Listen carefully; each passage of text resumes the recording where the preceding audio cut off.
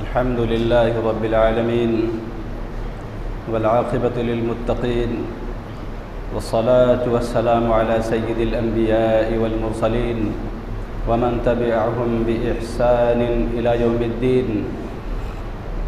أما بعد، قال النبي صلى الله عليه وسلم: أعظم النكاح بركة أيسره مؤونة،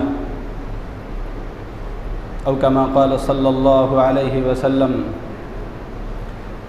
میرے دوستو، دینی بھائیوں، نوجوان ساتھیوں، گزشتہ جمعہ بات یہاں تک پہنچی تھی کہ رشتے کے سلسلے میں جب بات طے ہو جاتی ہے اور رشتے پسند آ جاتے ہیں تو اس پسند کو حتمی اور یقینی بنانے کے لیے ایک رسم چل پڑی ہے ہمارے درمیان، جس کو منگنی کہتے ہیں. اب منگنی کا معنی لڑکے والے لڑکی کو مانگتے ہیں یہ ہے، یا لڑکے والے لڑکی والوں سے کچھ دنیاوی ساز و سامان مانگتے ہیں یہ ہے. ہم نے غور کیا تو دونوں باتیں ہم کو اس میں مشترک نظر آئی ہیں کہ لڑکے والے لڑکی والے کے گھر جاتے ہیں، لڑکی کو مانگتے ہیں کہ میں اس کو اپنے گھر میں اپنی بہو اور بیٹی بنانا چاہتا ہوں، اور ساتھ میں جب جاتے ہیں تو کچھ اور بھی مانگنے کی چاہت ان کے دل میں چھپی ہوتی ہے، جو ایک بری رسم اہل ہنود سے ہمارے درمیان سرایت کر گئی ہے. ایک فارمولہ میں بتا رہا ہوں، میری سمجھ میں آج تک نہیں آیا کہ لڑکا والا لڑکی والے کے گھر جائے گا تو لڑکی والے اس کو کچھ دیں گے، کچھ نقد کچھ نہ کچھ دیں گے، اور جب لڑکی والا ان کے گھر جائے گا تو پھر ان کے ہاتھ دے کر کے آئے گا. یہ فارمولہ میری سمجھ میں نہیں آیا آج تک. تم یہاں آؤ تو لے کے جاؤ، وہ جب تمہارے یہاں آئے تو پھر ان سے وہاں بھی وصولو. ہر طرف سے لڑکی والوں کو دباؤ، ان سے وصول کرو. تو شاید اسی کو منگنی کہتا ہوں، جس کو بھیک اور بھکاری کہا جاتا ہے. اور کیا بات تو سمجھ میں نہیں آ رہی. بہرحال یہ رسم جو ہے، منگنی کی جو رسم ہے، اس کی ضرورت بالکل نہیں تھی. رشتے پسند آ گئے، آپ زبان کے پکے ہوں، بات طے کریے، اس کے بعد تاریخ رکھیے، بات ختم ہو گئی. یا ان رسموں کو آہستہ آہستہ توڑا جائے، توڑ کر کے اس رسم کو کمزور کیا جائے. ٹوٹنے کی شکل کیا ہے کہ یہ بہت سارے جو لین دین دونوں طرف سے ہوتے ہیں تو ایک طرف کو ختم کیا جائے، دوسرا ختم ہو جائے گا. یا پہلا اگر شروع ہے تو دوسرے کی طلب نہ ہو، یا دوسرے کو روکا جائے. ایک فطری طور سے دل میں ایک تہذیب ہمارے دلوں میں بیٹھی ہوئی ہے، ہمارے ذہن و دماغ میں یا ہمارے وجود میں ہے کہ ہم کسی کے یہاں جاتے ہیں تو کچھ لے کر کے جائیں. یہ تہذیب تو سمجھ میں آ رہی ہے، لیکن اس کے بدلے میں وہاں سے پھر کچھ لیا جائے، یہ تہذیب کے خلاف ہے. تو جو لڑکے والے کسی موقع سے لڑکی والوں کے گھر جاتے ہیں تو کچھ لے کر کے جائیں، یہ حرج نہیں ہے. جب اس کا جواب آتا ہے ادھر سے تو یہ حرج ہے، اس کا نام رسم ہے. تو اب منگنی کے نام سے بہت ساری خرافات ہمارے معاشرے میں آ گئی ہیں، جس پر یہی کہا جا سکتا ہے الامان الحفیظ، اللہ حفاظت فرمائے ہماری. اب اس میں لڑکی والے جائیں گے، بہت سارے کپڑے اور زیور اور چپل اور بہت سارے ضرورت کے اور میک اپ کے سامان، اور ایک بھیڑ 15 20 25 آدمی کی وہاں پر جائے گی، اور جانے کے بعد لڑکی والوں پر ایک اس کا خرچ ہے. تو جو سامان لے کر کے جاتے ہیں، پھر بعد میں جب یہ قافلہ واپس لوٹتا ہے تو گھر وہ اس خاندان کی جو بوڑھی عورتیں ہیں اور نوجوان جو بھی سب اکٹھے ہوں گے، پوچھیں گے کیا ملا. 20-7 قسم کی سبزی لے گئے، 14 قسم کے پھل لے گئے، اور زیورات لے گئے، کپڑے لے گئے، کل ملا کے اگر 10,000 روپے کا سامان لے گئے. اب اس کی جو کاؤنٹنگ ہوتی کم از کم 11,000 روپے ہمیں ملنے چاہیے. یعنی جو سب کچھ بکھیڑا لے کر گئے اس لڑکی والوں کے پیسے سے لے کر کے جاؤ گے کیا؟ شان اپنی بنا رہے ہو، پیسے وصول ہے لڑکی والوں سے. یہ فارمولہ سمجھ میں نہیں آیا آپ کو؟ بھائی یہ تو ڈھو کر کے لے جا رہے ہیں اتنی قسم کی سبزی اور یہ پھل ایک سجا کر کے پوری بارات آپ نے سجا دیا. پھر اب جو اس کا ہم نے حساب لگایا، اگر لڑکی والوں نے کم دیا تو بڑے ذلیل لوگ ہیں، بےغیرت لوگ ہیں، اتنا زیادہ میں نے خرچ کر دیا، اس سے کم وصول ہو رہا ہمارا. یہ گھر میں جا کے حساب لگایا جاتا ہے. انتہائی گھٹیا 3rd کلاس کی عادت ہماری. تو ایک طرف کو توڑا جائے. آپ لڑکے والے ہو، لڑکے والے ہمت کرو، لے کر کے جاؤ. لڑکی والوں سے کہہ دو نہیں بھائی یہ رسم توڑو، آپ پریشان مت ہوں، یہ میرا فرض تھا، میں آپ کے یہاں مہمان ہوں، کچھ لے کر کے آ جاؤں. بات سمجھ میں آ رہی نا؟ یہ تو رسمیں دھیرے دھیرے توڑی جائیں. یہ ہنود سے ہے، میں پوری ذمہ داری سے کہہ رہا ہوں. یعنی یہ ہندوانہ رسم ہے، صاف لفظوں میں یہ سن لیجیے. ان کو ختم کرنے کی کوشش کی جائے، اور ہر رسم کو توڑنے کی ذمہ داری لڑکے والوں پر عائد ہوتی ہے. لڑکا ایسے بھی اس کو مرد کہتے ہیں، مرد اٹھائے گا نا ذمہ داری کو. کسی رسم کو توڑنا ہے، کسی چیز کو توڑنا ہے، اور تمام جو ذمہ داریاں ہیں وہ مردوں کے اوپر ہے. مرد ہمت کریں. یہاں تو یہی کہا گیا نا، اگر ہمت ہے تو شادی کرو، ہمت نہیں ہے تو پیچھے بیٹھو. اب تو اس میں بدتمیزی کا طوفان یہاں تک پہنچ چکا ہے کہ اب ایک اسٹیج لگتا ہے اور ایک طرف لڑکی کی کرسی لگتی ہے اور ایک طرف لڑکے کی کرسی لگتی ہے، پھر لڑکا والا لڑکی کو انگوٹھی پہناتا ہے، پھر باقاعدہ سیلفی ہوتی ہے اور ویڈیوگرافی. کیا کیا طوفان ہے. اور میں کہہ رہا ہوں کہ انتہائی بے غیرت ہیں وہ لڑکی کے گھر والے اور سرپرست اور ذمہ دار جنہوں نے لڑکی کو کھلواڑ بنا کے رکھ دیا. شریعت کیا کہتی؟ ایک نظر ضرورت پر دیکھ سکتے ہو. اور یہاں یہ سب کچھ ہو رہا ہے. آخر میں کہیں پھیرے لگانا شروع کر دو کہ یہاں تک نوبت نہ جائے.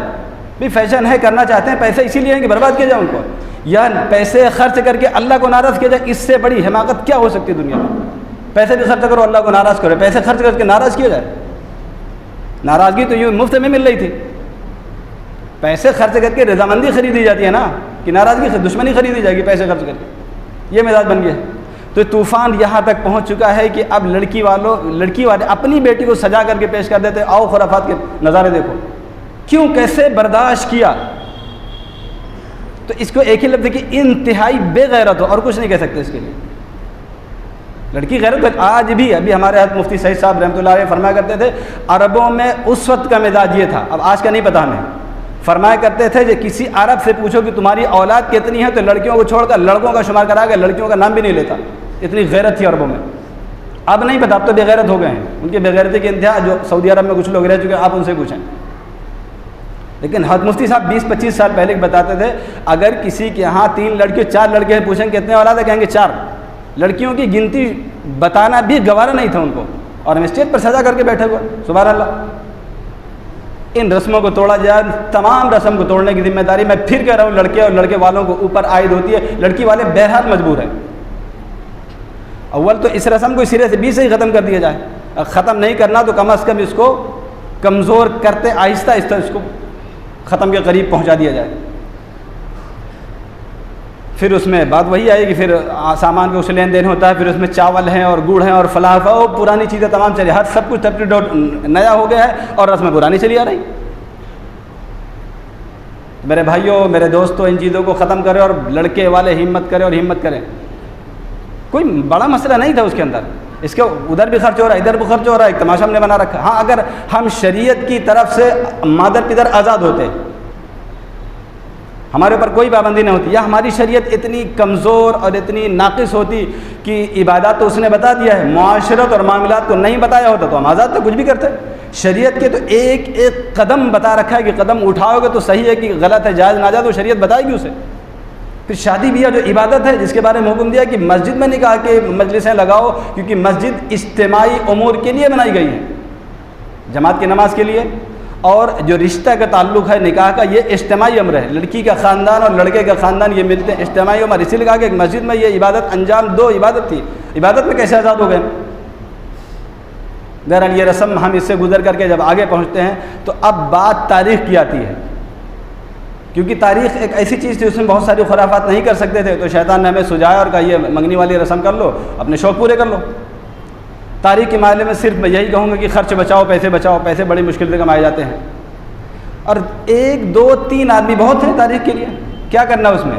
آپ اپنے گھر میں مشورہ کر لیں، وہ اپنے گھر میں مشورہ کر لیں گے. جو مناسب مہینہ، قریب کی تاریخ، شریعت کا منشا قریب کی تاریخ.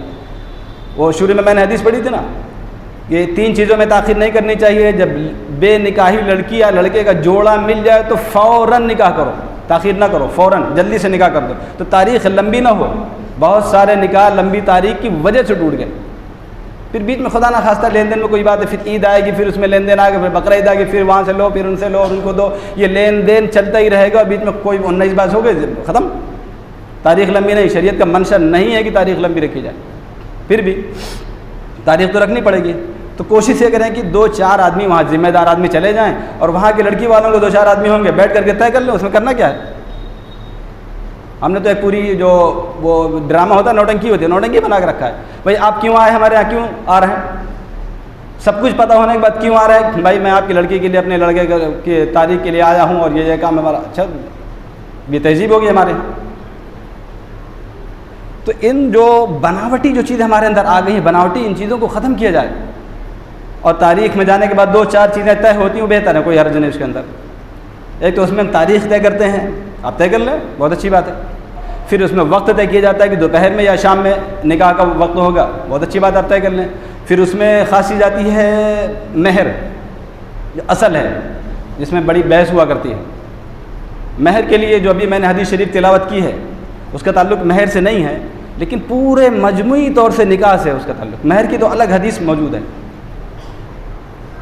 جو حدیث شریف پڑھی ہے اس کا ترجمہ پہ کہ برکت کے اعتبار سے سب سے اچھا نکاح وہ ہے۔ برکت کا لفظ دھیان دے تھوڑا سا، کئی حدیثوں پہ یہ برکت کا شادی کے تعلق سے آئے الفاظ آئے، یعنی جب لڑکی لڑکا کا نکاح ہو جائے، نکاح کے بعد جب لڑکے کو مبارکباد دیا تو وہاں برکت کے لفظ استعمال کیا گیا، بارک اللہ لکا وبارک علیکما وجمع بینکما فی خیر، برکت کا لفظ آیا۔ ایک صحابی آئے عبد الرحمن بن عوف، انہوں نے نکاح کر لیا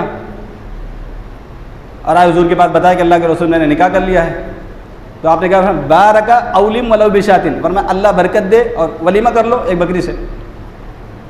تو برکت کے لیے بار بار اس میں لفظ استعمال ہو رہا، تو یہاں پر اس حدیث شریف میں بھی یہی آیا کہ اعظم النکاح برکتاً، برکت کے اعتبار سے سب سے بہتر، سب سے اعظم کہتے ہیں اس میں تفضیل، یعنی وہ بہت اچھا نکاح وہ ہے جس میں خرچ کم ہو، ایسرہ مؤونۃ، جس کا خرچ کم ہو۔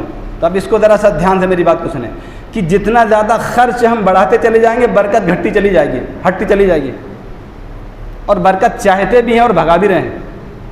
آپ برکت چاہیے تو آپ اپنا خرچ کم کرو، وہ خود بخود آپ کی طرف آتی چلی گئی۔ اور برکت کا ایک لفظ اتنا وزنی ہے شریعت کے اندر کہ دوسری زبان میں اس کا ترجمہ نہیں ہو پا رہا، اتنا بھاری لفظ ہے۔ برکت کا لفظ عربی کا یہ لفظ ہے، پھر عربی سے یہی لفظ بعین اردو میں چلا آیا ہے، اردو کے بعد کسی بھی تیسری زبان میں اس کا ترجمہ آپ چاہیں تو ممکن نہیں آپ اس کا ترجمہ کر دیں۔ برکت کا ترجمہ زیادتی نہیں ہوتا ہے کہ ہم نے گھر میں رکھا اور دعا پڑھ دی اور 1 کنٹل گیہوں تھا، پھر کچھ 6 مہینے کے بعد 1.5 کنٹل ہو جائے گا، ایسا نہیں، برکت اس کو نہیں کہتے۔ یا بعض روایت میں آتا ہے کہ جو اولاد اپنے ماں باپ کی خدمت کرتی ہے، اچھا سلوک کرتی ہے، تو ان کی عمر میں اللہ برکت دیتے ہیں، تو 60 سال کی عمر 70 سال نہیں ہو جائے گی، برکت کا بالکل لفظ نہیں ہے۔ پابندی کرو گے تو اللہ وقت میں برکت دے گا، اس کا یہ مطلب نہیں ہے کہ ہمارا 24 گھنٹہ و 28 گھنٹے ہو جائے گا، بالکل برکت کا یہ مطلب نہیں ہے۔ خیر، برکت کا اردو میں آپ کہہ سکتے ہیں ہر چیز میں خیر آ جائے، اس کا نام برکت ہے۔ تو ہم نکاح کے اندر جتنا خرچ کو گھٹاتے چلے جائیں گے اتنی برکت اور روشنی ہمارے یہاں بڑھتی چلی جائے گی، تو یہ تو ہمارے ہاتھ میں رہا نا۔ تو اب یہ آپ زبان سے کچھ بھی کہ ہم چاہتے ہیں بڑی برکت ہو، کوئی بڑا اللہ کا کوئی ولی آئے، بڑا آدمی آئے اور ہم نکاح پڑھا دیں یا ہمارے نکاح میں شامل ہو جائے تو برکت ہوگی، نہیں۔ اللہ کے نبی کا تو فارمولہ کچھ اور ہے، فارمولہ یہی ہے کہ خرچ کم ہو، جتنا آپ آدمی بڑھائیں گے اتنا خرچ بڑھتا چلا جائے گا۔ آپ بلائیں گے، وہ گاڑی آئے گا 2000 روپیہ اس کو دیں گے اور نکاح پڑھائیں گے۔ میں نہیں کہہ رہا ہوں کہ اچھے لوگوں کو نہ بلایا جائے، خرچ کو گھٹاتے جاؤ، برکت بڑھاتے جاؤ، فارمولہ ہے بہت آسان سا۔ لہذا ہم برکت چاہتے ہیں، خرچ گھٹائیں گے، تو کتنا گھٹانا؟ شریعت کا جہاں تک جواز ہے اجازت دیتی ہے کہ شریعت کے یہاں کیا ہے، تمام نکاح کے اندر ولیمہ ایک چیز بچتی ہے، ولیمہ۔ خیر ولیمہ کی بات بعد میں آئیے۔ تو میں کہہ رہا تھا تاریخ میں جو چیز طے ہوتی ہے ہمارے یہاں کہ وہ طے کر لیں۔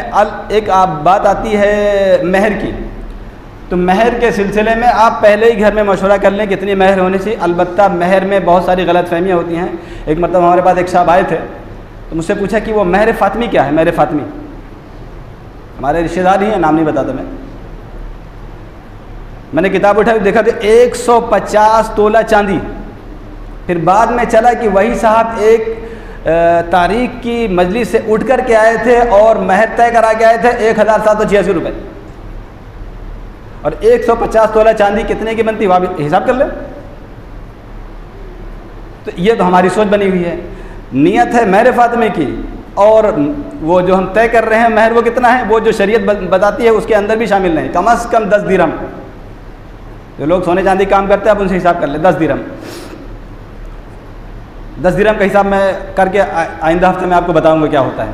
تو مہر کے سلسلے میں حکم یہ ہے کہ بہت کم نہ ہو اور بہت زیادہ نہ ہو کہ بوجھ بن جائے، بہت کم، کیونکہ اس میں جو مہر آپ طے کر رہے ہیں تو جو مہر آپ دیں گے وہ اپنی بیوی کے دیں گے، اپنی بیوی۔ اور میں نے بتایا تھا کہ یہ سب سے مضبوط رشتہ ہے کہ اب جب شروع ہو گیا ہے تو اب یہ رشتہ ختم ہونے والا نہیں ہے، یہاں تک کہ ہم یہاں سے جائیں گے تو برزخ کا جو وقت آئے گا، قبر کا تھوڑا سا بیچ میں وقفہ ہوگا، جنت کے بعد یہی رشتہ پھر اللہ جنت کے اندر جوڑ دیں گے، تو پھر اتنا گھبرانے کیا بات ہے اس میں مہر کے بارے میں۔ مہر کتنی ہو؟ بہت کم نہ ہو، کیونکہ یہ آپ کی اوقات کو بھی بتائے گا اور آپ آنے والی بیوی کے حیثیت کو بھی بتائے گا کہ آپ کی نظر میں اس کی حیثیت کتنی ہے۔ ہمیں تعجب ہوتا ہے کہ ایک آدمی کی ہمت اور حوصلہ ہے، ایک نکاح میں، ایک شادی میں 5 لاکھ روپیہ خرچ کرے گا، جب مہر کی باری آ گئی تو کہے گا 5,000 روپے۔ کیوں؟ ہمارے خاندان میں یہی چل رہا۔ خاندان میں 25 سال پہلے جب سونا 6,000 روپے میں تھا تو 5,000 روپے قیمت تھی، اب سونا جا کے 45,000 میں تو 5,000 روپے۔ اور شریعت کی جو مقدار طے ہوتی ہے وہ سونے اور چاندی کے اوپر موقوف ہے، یہ موجودہ کرنسی پر نہیں ہے۔ جب سونا 6,000 میں تھا تو 5,000 روپے، ابھی 50-55 ہو گئے تھا، ابھی کتنا ہے پتہ نہیں، 40 کے آس پاس ہوگا، تب بھی کہہ رہے ہیں 5,000 روپے۔ تو یہ بات 5,000 مت دیکھیے، آپ اپنی حیثیت کو بتا رہے ہیں۔ تو اس میں کرتے کیا ہیں؟ لڑکی والا کہے گا 21,000، لڑکے والے کہیں گے نہیں 7,000 روپیہ بہت ہے۔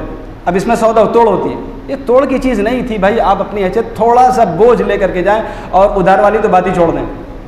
اللہ کا شکر ہے بہت بدلاؤ آیا ہمارے دور میں، پہلے تو بڑا ادھار چلتا تھا، اور کتنا ادھار ہوتا تھا، یہاں تک کہ زندگی گزرتے گزرتے گزرتے مرد یا عورت، بیوی شوہر میں سے کوئی ایک انتقال کے قریب پہنچا تو پھر اسے معاف کرا لیا جائے، اتنا لمبا ادھار چلتا تھا۔ نہ دینے کا نام ادھار تھا پہلے۔ بہت بدلاؤ آیا ہے، اللہ کا شکر ہے بہت بدلاؤ آیا ہے۔ اب جو مہر طے ہو رہی ہے وہ نقد پہ طے ہو رہے ہیں، لیکن ادھار آپ منع نہیں ہے، بہت ساری چیزیں ہم ادھار کر رہے ہیں، اس کو بھی فقہاء کرام فرماتے ہیں ادھار کر سکتے ہیں، لیکن ادھار کا جو ضابطہ شریعت کا ہے اس ضابطے میں رہیں گے آپ۔ ضابطہ کیا ہے؟ ہم کسی سے قرض لے رہے ہیں، ادھار قرض کو کہتے ہیں، تو اس میں تاریخ متعین کی جائے کہ آپ کب دیں گے۔ مہر کے جب ہم ادھار کر رہے ہیں، ہم مہر ادھار بعد میں دیں گے، تو اس میں بتاؤ نا کہ صاحب کب دو گے آپ، 6 مہینے، 1 سال، 2 سال، 3 سال، کچھ طے کرو۔ شریعت یہ چاہتی ہے کہ طے نہیں کرتے تو شریعت کے خلاف یہ بھی ایک ناجائز امر میں ہم شامل ہو گئے، اس سے اختلافات پیدا ہوتے ہیں۔ کسی نے مطالبہ کر دیا مہر دو، کہہ دیا ادھار ہے، ادھار کب دو گے؟ مرنے کے بعد۔ مرنے کے بعد تو پھر خامخواہ وصولی، وہاں پھر لین دین اس سے ہوگا، نیکیوں سے ہوگا، تیری برائیاں اس پر دی جائیں گی، اس کی نیکیاں تجھے دے دی جائیں گی، وہاں سودا بہت مشکل ہوتا ہے۔ اور یہ قرض ہے، جیسے قرض ایک دوسرے سے لیا دیا جاتا ہے، وہ قرض کی حیثیت رکھتا ہے یہ مہر۔ تو میں کہہ رہا ہوں کہ مہر کے معاملے میں انسان انتہائی کنجوس ثابت ہوا ہے، یا انتہائی دلیر ثابت ہوا ہے، اوسط درجے کا کوئی معاملہ نہیں۔ یا تو بہت بڑا مہر رکھ دیں گے، پتہ چلے کہ ہاں کسی زمیندار کا بیٹا ہے، یا اتنا کم رکھیں گے پتہ چلے گا کہ ہاں یہ بہت خسیس آدمی۔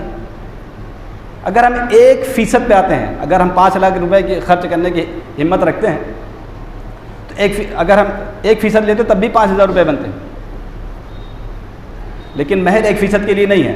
مہر کا مطلب، میں پھر کہہ رہا ہوں کہ تھوڑا سا بوجھ محسوس ہو۔ اور حضور پاک صلی اللہ علیہ وسلم کے جتنے بھی نکاح ہوئے ہیں، اکثر نکاح 130 تولہ چاندی کے آس پاس، جس کو آسان لفظوں میں یہ سمجھا جائے 30 سے 40 بکریاں خریدی جا سکتی ہیں۔ ہم 30 کو لیتے ہیں تو 30 بکریاں کم سے کم 15,000 سے کم کی تو نہیں ہوگی، نہیں بہت 1.5 لاکھ کی بنے گے تو وہی بات وہیں پہنچتی ہیں۔ لیکن ہم 1.5 لاکھ 2 لاکھ کی بات ختم کرتے ہیں، لیکن تھوڑا سا آپ کا وزن تو محسوس ہو۔ اب اس وقت کتنا ہونا چاہیے، کتنے اعتبار سے، پھر آپ اپنے حساب سے پوچھیں گے، میں آپ کو بتا دوں گا۔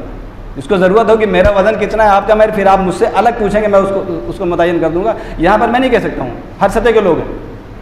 تھوڑا سا بوجھ ہو، اس کو سمجھیں میری بات کو، تھوڑا سا بوجھ ہو مہر دینے میں، لیکن معاشرہ بہت کنجوس ثابت ہوا ہے، اور بہت ساری جگہوں پر ہمارا جانا بھی ہوا ہے۔ لہذا اس سلسلے میں سوچیں، تھوڑا سا غور کریں۔ سونے چاندی کی قیمت، اچھا خرچے بھی کر رہے ہیں، اس اپنی بیوی کو زیور بھی دے رہے ہیں، کپڑے بھی دے رہے ہیں، سب کچھ دے رہے ہیں، لیکن ایک چیز جس کو شریعت نے کہا تم دو، ایک ہی چیز کہا تھا دو، وہی نہیں دیں گے۔ جہاں شریعت خاموش ہے، کچھ لو دو نہ دو کوئی فرق نہیں پڑتا، وہاں دیں گے۔ تو ایک مجموعی طور سے امت مسلمہ کے اندر ایک فاسد مزاج آ گیا ہے کہ جب شریعت کا حکم آ جائے کہ دو تو نہیں دینا،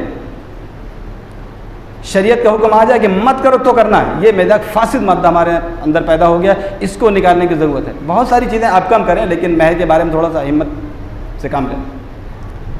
پھر بھی ایک اوسط یہ کم از کم 21,000 روپے تو مہر ہماری ہونی چاہیے۔ اور 786 کا مسئلہ کیا، یہ تو میری سمجھ میں نہیں آیا، 786 کا فارمولہ ہے کیا؟ اول تو یہی مشکل ہے کہ بسم اللہ کا 786 بنتا بھی ہے کہ نہیں، سوال یہ کسی طرح توڑ مروڑ کر کے بنایا جا سکتا ہے کہ بسم اللہ الرحمن الرحیم کا جو عدد 786 کسی طرح بنایا جا سکتا ہے، لیکن اس کا تعلق کوئی خیر سے کیوں ہے؟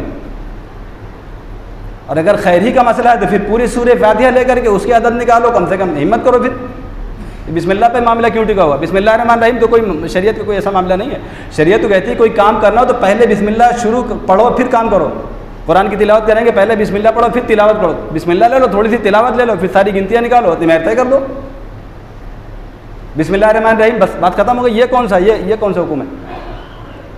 کچھ آیت پڑھنے کے نام قرآن کریم کی بسم اللہ کے بعد، تو سب سے بہتر صورت آیت یہی ہے، سورہ فاتحہ پڑھ لی جائے. اس کی عدد نکالیں گے تو انشاءاللہ مطلب بھر مہر طے ہو جائے گا انشاءاللہ. اتنا ہی کر لو، اس کا بھی حساب ہم کر دیں گے. اس کا ایک طریقہ ہے، لیکن یہاں نہیں ہو سکتا بھی. تو اس سلسلے میں تھوڑا سا ہمت پیدا کریں، اور جہاں شریعت کہتی ہے دو وہاں دینے کی کوشش کریں، جہاں منع کرتی دھیرے دھیرے گھٹاؤ اور برکت ہمارے اوپر خود بخود آ جائے گی. اب اس کے بعد جب ہماری یہ ساری چیزیں طے ہو گئی ہیں تو اس میں بات پھر وہی آخر میں بچتی ہے کہ اس کو کم سے کم کیا جائے، کم سے کم. اور جو مہر ہماری طے ہو گئی ہے اس کو تھوڑا سا ہمت کے ساتھ کام لیا جائے. اب یہ تمام چیزیں طے ہو گئی ہیں. اب اس میں کیا بچتا ہے کہ باراتی، اب ایک چیز آخری میں جو بچتی ہے وہ ہے باراتی والی، کہ باراتی کا کیا معاملہ ہے. میں نے بہت غور کیا. حضرت مفتی تقی عثمانی دامت برکاتہم فرماتے ہیں، بعض لوگ کہتے ہیں کہ باراتیوں کے ہاں بالکل ان کو بلانا ہی حرام ہے، ان کو ان کا کھانا اور کھلانا ہی سب بالکل حرام ہی ہے. حضرت فرماتے ہیں ایسا نہیں ہے. سہولت کے ساتھ، احتیاط کے ساتھ 2 4 6 10 آدمی پہنچ جائے تو ان کو بارات مت کہو، باراتی نہیں ہے وہ. بھائی جب نکاح ہوگا تو 2 4 آدمی گھر کے لوگ جائیں گے کہ نہیں جائیں گے؟ وہ باراتی نہیں ہے. لہٰذا بارات کی رسم ہی ختم کرو. درمیان میں 10 15 20 آدمی لڑکی والے سہولت کے ساتھ کہتے ہیں کہ بھائی اتنے آدمی آ جائیں، ہم آپ کی انتظام کر دیں گے. یا انتظام کی ضرورت ہی نہیں. 10 آدمی میں کیا انتظام کرنا ہے؟ 20 آدمی میں وہ تو ناشتے لگا دیے، آپ بیٹھے آرام سے کمرے میں آ جائیں گے. وہ تو سارے بکھیڑے اس وقت کرنے پڑتے ہیں جب ہم گنتی 100 سے اوپر لے کر کے جاتے ہیں. اب تو 200 سے نیچے باتیں نہیں ہوتی ہیں. یہاں تک کہ زور ڈالا جاتا ہے کہ نہیں میرے خاندان اتنا ہے، پھر محلے والے اتنے ہیں، اور اتنے لوگوں کے نکاح میں جا چکا ہوں، کیا منہ دکھاؤں گا؟ اچھا یہاں منہ دکھانے کی بڑی فکر ہے. اللہ کے نبی کیا کل حوض کوثر پینا، کیا منہ دکھائے گا؟ اس کی کوئی پرواہ نہیں ہے. حوض کوثر ملتا تو ٹھیک، نہیں ملتا تو ٹھیک ہے. یہی مطلب کیا منہ دکھاؤں گا، کیا منہ دکھاؤں گا. مسئلہ یہ بات کھڑا ہے. یہ ناجائز ہے، ناجائز ہے، زبردستی، یہ لوٹ ہے، یہ چوری ہے، ڈکیتی ہے. جب لڑکی والا کہہ رہا ہے میرے بس کا نہیں ہے، میرے بس کا نہیں ہے، پھر کیوں مجبور کرتے کہ دوسروں سے ادھار لے، کسی سے ہاتھ پھیلے اور بھیک مانگے، اس کے بعد آپ کا انتظام کرے اور آپ واہ کر کے چلے جاؤ؟ کس نے اجازت دیا؟ تو حضرت فرماتے ہیں کہ بڑی سہولت کے ساتھ چند آدمی اگر جاتے ہیں، اس کا انتظام کر دیتا ہے تو اس کی طرف سے احسان ہوگا. لیکن یہ جو گنتی چلتی کا، اس کی اجازت بالکل نہیں ہے. یعنی 10 15 20 آدمی، اب جیسے آدمی بڑھائیں گے ویسے خرچ بڑھے گا، ویسے برکت بھاگتی چلی جائے گی ہمارا، پھر بات وہیں پر اٹکتی ہے. لہٰذا بارات شریعت میں اس کا کوئی تعلق نہیں ہے. اب 2 4 آدمی تو جائیں گے، تو اس میں کیا گھر کے جو لوگ افراد ہیں وہ جائیں گے، وہ باراتی نہیں، وہ مہمان ہیں. مہمان ہیں آپ کے، اپنی بہو لینے آئے ہیں. یہاں تک کہ بعض اکابر کے یہاں تو یہ ہے کہ وہ لڑکی کے نکاح کر کے خود ہی بھیج جاتے ہیں. لیکن چونکہ ابھی ہماری سطح بہت ایک اوپر جا چکی ہے، خرابی کی بنیاد پر بڑی اوپر جا چکی ہے، تو آہستہ آہستہ ہم نیچے آ سکتے ہیں، آہستہ آہستہ. تو اس رسم کو توڑنے کی ضرورت ہے. بہت مختصر آخری بات پھر یہی بچتی کہ معاشرے میں میرا ہوگا کیا. میں نے پچھلے جمعہ بھی یہی بتایا تھا کہ وہ بنیا کی دعوت تھی، لوگوں نے کہا تھا وہ ظالم اگر 2 دینار دے دیتا تو کیا فرق پڑتا، اس کے آگے کچھ بھی نہیں ہے. اور بہت ساری ابھی بڑی بڑی دعوتوں کو میں نے قریب سے دیکھا، لوگوں نے کہا بدنظمی ہو گئی ہے، بدنظمی ہو گئی ہے، ان کو تھوڑا سا ایسا نہیں کرنا چاہیے. تو بات یہیں پر آ کے رکے گی. اور کوئی بہت اچھا کر دیا تو کوئی تعریف نہیں. ہاں آپ شریعت کے مطابق کریں گے تو اللہ کا ایک وعدہ ہے، وہ دھیان سے سنیں، بات ختم کرتا ہوں، کہ جو آدمی اللہ کو راضی کرنے کے لیے لوگوں کو ناراض کر دے گا، اللہ کا وعدہ ہے اللہ ان لوگوں کو مجبور کر دے گا راضی ہونے کے لیے. جو آدمی اللہ کو راضی کرنے کے لیے لوگوں کو ناراض کر دے گا تو اللہ کا وعدہ ہے کہ اللہ بھی راضی ہے، اور آج نہیں تو کل ان کو بھی اللہ راضی کر دے گا. اور جو اللہ کو لوگوں کو راضی کرنے کے لیے اللہ کو ناراض کرے گا تو اللہ بھی ناراض ہو، آج نہیں کل تو یہ بھی ناراض ہو جائیں گے. اللہ کا وعدہ ہے. تو گھبرانے کوئی بات نہیں، اللہ کو راضی کرو، سب خود بخود راضی ہو جائیں گے، اور ہمارے سارے کام اللہ بنانے والے ہیں، سارے کام پھر ہمارے لیے آسان ہو جائیں گے. اور یہ بہت دیکھا گیا ہے کہ ہاں بہت اچھا آدمی ہے، شریعت کے اعتبار سے اس نے نکاح کیا ہے. باقی آپ کے دل میں کوئی چبھن ہو تو وہ اس کے ذمہ دار آپ ہیں، شادی والا نہیں. اللہ ہم سب کو سنت کے مطابق نکاح کرنے کی اور عمل